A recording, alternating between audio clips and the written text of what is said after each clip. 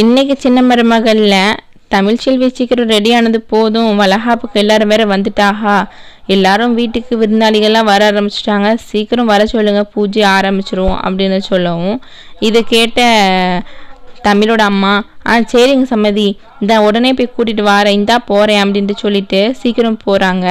அந்த நேரத்தை பார்க்க தமிழ்ச்செல்வி வேற கிளம்பி நிற்கிறாங்க கீழே வர்றதுக்கு. தான் அம்மா பார்த்தோன்னு என்ன பேசணும்னு தெரியாமல் என்னம்மா பண்ண போகிறேன் அப்படிங்கிற மாதிரி பார்க்குறாங்க. சரி எதனாலும் வா பார்த்துக்கலாம் அப்படின்ட்டு சொல்லி தமிழோட அம்மா கீழே கூட்டிகிட்டு வரும்பொழுதே தமிழ்ச்செல்வியோட கால் திடீர்னு படியில் ஸ்லிப் ஆகி கீழே விழுந்துடுறாங்க. இதை பார்த்து எல்லாருமே ரொம்ப ஷாக் ஆகி ஐயோ என்ன நடக்க போகுது அப்படின்னு சொல்லவும் வெறுவெறுன்னு சேது ஓடி வராங்க. ஐயோ தமிழ் என்னாச்சு, தமிழ் என்னாச்சு அப்படின்னு கேட்கவும் தமிழுக்கு மூச்சு பேச்சு இல்லாமல் கீழே கிடக்குறாங்க. இதை பார்த்து மலர் வேலை இதுதான் சந்தர்ப்பம், சீக்கிரம் போவோம் பக்கத்தில் அப்படின்னு சொல்லி மலர் மோகனா அப்படின்னு சொல்லி எல்லா பேருமே தமிழ்ச்செல்வியோட பக்கத்தில் போகும். ஐயோ தமிழ் கீழே விழுந்துட்டா அவ்வளோதான், என்னாச்சு போகிற நிற மாச கர்ப்பிணி வேற, சீக்கிரம் ஹாஸ்பிட்டல் கூட்டு போங்க அப்படின்னு சொல்லவும் இதை பார்த்து சேதுக்கு கையும் ஓடலை காலும் ஓடலை, என்ன செய்யணும்னு தெரியாமல் பதறடிச்சு போய் நிற்கிறாங்க.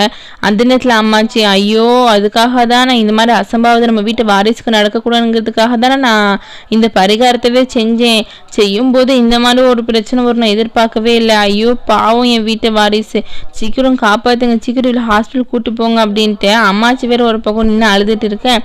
இதை பார்த்த தமிழோடைய அம்மா ஐயோ என் பொண்ணுக்கு இப்படி ஆயிடுச்சு, என் பொண்ணு எப்படி இருக்க போறாளோ அப்படின்னு சொல்லி அழுதுட்டு இருக்க. சேது சரி தள்ளுங்க சீக்கிரம் தள்ளுங்க அப்படின்னு சொல்லி அழுதுகிட்டே தமிழை கையில் ஏந்திட்டு காரில் எடுத்து போய் வச்சுட்டு சீக்கிரம் ஹாஸ்பிட்டல் கூட்டு போகிறாங்க.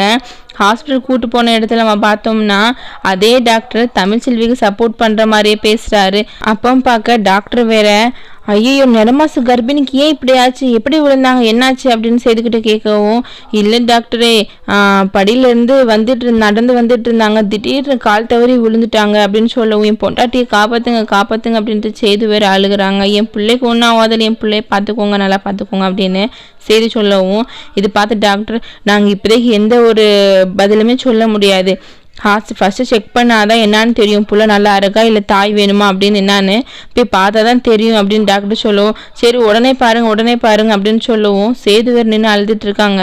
ஹாஸ்பிட்டலுக்கு முன்னாடி ஊரே கூட்டிருச்சு, ராஜாங்கம் அப்படின்னு சொல்லிட்டு எல்லா பேருமே கருப்பு மாமா அப்படின்னு சொல்லிட்டு எல்லாரும் வந்து நிற்கிறாங்க. இதை பார்த்த சேதுக்கு ஐயோ என்ன ஆக போதோ, என் பொண்டாட்டிக்கும் என் பிள்ளைக்கும் ஒன்றும் ஆயிடக்கூடாது கடவுளே, அவங்க ரெண்டு பேருமே நல்லா இருக்கணும் அப்படின்ட்டு வந்து சேது சொல்லவும் கொஞ்ச நேரம் கழிச்சு டாக்டர் வெளியே வராங்க.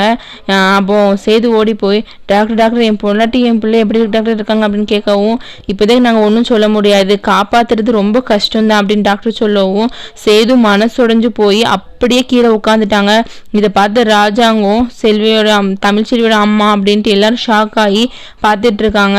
எல்லாருமே கூட ஐயோ என்ன நடக்க போதோ அப்படின்ட்டு சொல்லிட்டு பதறடிச்சு போயிருக்க நேரத்தில் டாக்டர் வேற சரிம்மா இதில் போய் சைன் வாங்கிட்டு வா, ரெண்டு பேர்த்துல ஒரு ஆளை தான் காப்பாற்ற முடியும் அப்படின்ட்டு டாக்டர் சொல்லவும் இதை பார்த்த சேது என்ன சொல்லன்னு தெரியாமல் சேதுக்கு அங்கே பாதி உயிர் போகிற மாதிரி ஆயிடுச்சு.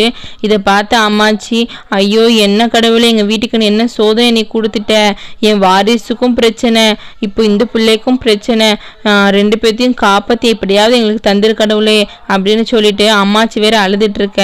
இதை பார்த்த சேது என்ன சொல்லணும்னு தெரியாமல் ரொம்ப ஆடி அசைஞ்சு போயிருக்காங்க. அடுத்த 5 நிமிஷத்தை சீக்கிரம் நீங்கள் சைன் போட்டு கொடுத்தே ஆகணும், பிள்ளையை காப்பாற்றணுமா இல்லை அம்மாவை காப்பாற்றணுமா அப்படின்ட்டு ரெண்டு பேர்த்தையும் நீங்கள் ஒரு ஆள் சொல்லுங்க அப்படின்ட்டு சொல்லிட்டு தமிழ்ச்செல்வி டாக்டர்கிட்ட சொன்ன மாதிரியே டாக்டரும் கரெக்டாக பேசி பாயிண்டாக வச்சு பேசுகிறாங்க.